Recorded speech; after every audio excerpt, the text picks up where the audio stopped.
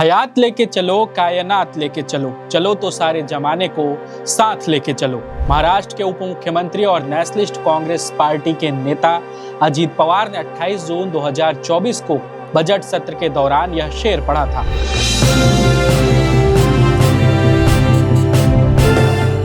उनकी राजनीतिक यात्रा को ये पंक्तियां बखूबी दर्शाती हैं और उनकी आदत कुछ कुछ ऐसी ही रही। सियासत के ठीक ठाक जानकार भी बमुश्किल ही बता पाए कि अजीत पवार की दुश्मनी किससे थी, क्योंकि वो अपनों के साथ भी रहे, गैरों के साथ भी। अजीत पवार कहते थे, सियासत में न तो कोई स्थायी दोस्त है और न ही अस्थायी दुश्मन। लेकिन 28 जनवरी 2026 को एक प्लेन हादसे में उनकी मौत हो गई। बता दें, अजीत पवार ने अपने चाचा और भारतीय राजनीति में चाणक्य की उपमा पाने वाले शरद पवार से अलग राह बनाई। उन्होंने अधिकांश राजनीति चाचा के साथ रहकर की, लेकिन 2023 में उन्होंने अलग राह चुन ली थी। नमस्ते, मैं हूं सौरभ और आप देख रहे हैं JHS न्यूज। अजीत महाराष्ट्र के पूर्व मुख्यमंत्री शरद पवार के बड़े भाई अनंत राव के बेटे थे। उनका जन्म 22 जुलाई 1959 को महाराष्ट्र के अहमदनगर जिले के देवलाली में हुआ। चाचा के सियासत में सक्रिय होने की वजह से अजीत को बचपन से ही राजनीति का माहौल मिला। अजीत ने अपने चाचा शरद पवार की छत्रछाया में रहते हुए राजनीति का पाठ सीखा। अजीत 12वीं क्लास तक पढ़े हैं। उन्होंने बारामती के Maharashtra education secondary high school से पढ़ाई की थी। 1982 में उन्होंने राजनीति में कदम रखा, जब वे एक सहकारी चीनी मिल के बोर्ड में चुने गए। 1991 में वे पुणे जिला सहकारी बैंक के चेयरमैन बने। अजीत पवार साल 1991 में ही पहली बार बारामती से कांग्रेस के टिकट पर सांसद चुने गए। हालांकि कुछ समय बाद उन्होंने अपने चाचा शरद पवार के लिए इसे खाली कर दिया। फिर इसी सीट पर उपचुनाव में शरद पवार जीते, जो PV नरसिम्हा राव की सरकार में रक्षा मंत्री बने। अजीत पवार ने साल 1995 के महाराष्ट्र विधानसभा चुनाव में कांग्रेस के टिकट पर जीत दर्ज की। बाद के सालों में वो NCP के टिकट पर लगातार जीतकर कुल 7 बार विधानसभा गए। महाराष्ट्र की राजनीति में अजीत को बड़ा पद 1999 में मिला, जब वे विलासराव देशमुख की नेतृत्व वाली कांग्रेस NCP गठबंधन सरकार में 1999 में दिसंबर 2003 तक सिंचाई मंत्री रहे। अजीत पवार इसके बाद साल भर के लिए ग्रामीण विकास मंत्री भी रहे। इसके बाद साल 2004 में NCP कांग्रेस की सत्ता में वापसी हुई। इस बार अजीत जल संसाधन मंत्री बने। फिर 2009 से 2014 के बीच उन्होंने अलग अलग मंत्रालय संभाले। ऐसा कहा जाता है कि साल 2004 में अजीत पवार मुख्यमंत्री बन सकते थे, लेकिन शरद पवार के कुछ सियासी समीकरणों के कारण NCP को CM की पोस्ट नहीं मिल पाई थी। लेकिन अजीत पवार 6 बार महाराष्ट्र के उप मुख्यमंत्री रहे। साल 2010 से 2012 के बीच अजीत पहली बार उप मुख्यमंत्री बने।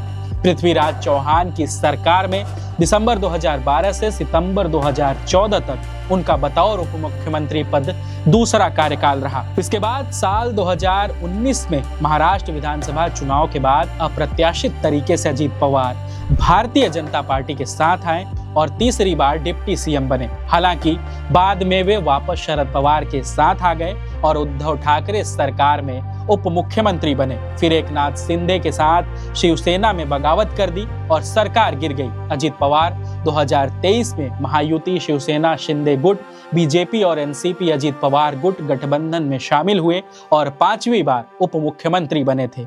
2024 में हुए विधानसभा चुनाव के बाद अजीत 6वीं बार उप मुख्यमंत्री बने। लेकिन अजीत पवार की राजनीतिक यात्रा का सबसे अहम मोड़ 2023 में आया, जब NCP में विभाजन हुआ। 2 जुलाई 2023 को अजीत पवार ने चाचा शरद पवार से अलग होकर अपना अलग गुट बनाया और भाजपा शिवसेना एकनाथ शिंदे के साथ महायुति गठबंधन में शामिल हो गए। इस फैसले ने पारिवारिक और राजनीतिक दोनों स्तरों पर हलचल पैदा कर दी। शरद पवार से अलग होकर अजीत ने चुनाव आयोग से मूल NCP का नाम और सिंबल हासिल किया। इसके बाद शरद पवार को NCP SCP बनानी पड़ी। भले अजीत पवार महायुति गठबंधन का हिस्सा रहे, लेकिन उनके संबंध अपने चाचा शरद पवार और बहन सुप्रिया सुले से नहीं बिगड़े थे। घर परिवार के कार्यक्रमों में हमेशा साथ नजर आए। यही कारण है कि महाराष्ट्र में NCP के अधिकतर कार्यकर्ताओं का यही मानना था कि ऊपर से चाहे जैसा हो लेकिन अंदर से सब एक हैं। महाराष्ट्र के नगर निगम चुनाव में भी एक ही परिवार के दोनों दलों ने कुछ इलाकों में साथ मिलकर चुनाव लड़ा। राजनीतिक पत्रकार सुधीर सूर्यवंशी ने नगर निगम चुनाव के दौरान बीबीसी मराठी से कहा था, इसमें कोई हैरानी की बात नहीं है, सबको पता है कि ऐसा कभी न कभी होना ही था। राजनीति में बाकी क्षेत्रों के मुकाबले खून ज्यादा गाढ़ा होता है और मेरी राय में पवार का खून ज्यादा गाढ़ा है। अजीत पवार अपने चाचा शरद पवार से अलग हो गए, लेकिन उनकी आधिकारिक वेबसाइट पर एक खास तस्वीर लगी है। इसमें अजीत अपने चाचा शरद पवार और बहन सुप्रिया सुले के साथ खड़े हैं। साथ ही लिखा है, अजीत पवार ने शरद चंद्र पवार के कार्यों को ध्यानपूर्वक देखकर समय की पाबंदी, लोगों के लिए सुलभता, समस्याओं का समाधान, सहायता, विभिन्न क्षेत्रों में विशेषज्ञों से विचार विमर्श के बाद निर्णय लेने जैसा गुण आत्मसात किए हैं। पवार साहब के मार्गदर्शन में अजीत पवार अगले 25-30 वर्षों के लिए दूरदर्शी विकास के दृष्टिकोण को साकार करने के लिए निरंतर प्रयासरत हैं। अब उनके निधन के बाद मुख्य सवाल यह है कि संगठन और विधायी ताकतों दोनों कौन संभालेगा। एक संभावना सुप्रिया सुले हैं, जो वरिष्ठ एनसीपी नेता और शरद पवार की बेटी हैं। उनके पास राष्ट्रीय पहचान, संसदीय अनुभव और मूल पार्टी संरचना के कुछ वर्गों में स्वीकार्यता है। बदलाव के इस दौर में उन्हें एक सर्वसम्मत चेहरे के रूप में पेश किया जा सकता है, जो संगठन को स्थिर कर सके और गुटों के बीच बातचीत का प्रबंधन कर सके।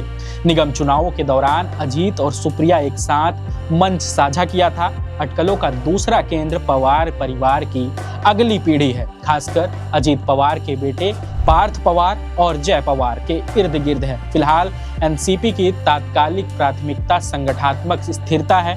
एनसीपी में गुटबाजी को रोकना, विधायकों को एक साथ रखना और सत्तारूढ़ गठबंधन के भीतर अपनी स्थिति मजबूत रखने की कोशिश करनी होगी। आने वाले दिनों में लिए गए नेतृत्व के फैसले यह तय करेंगे कि आगे क्या होगा। बहरहाल इस पूरी खबर पर आप क्या सोचते हैं, हमें कमेंट बॉक्स में जरूर बताएं।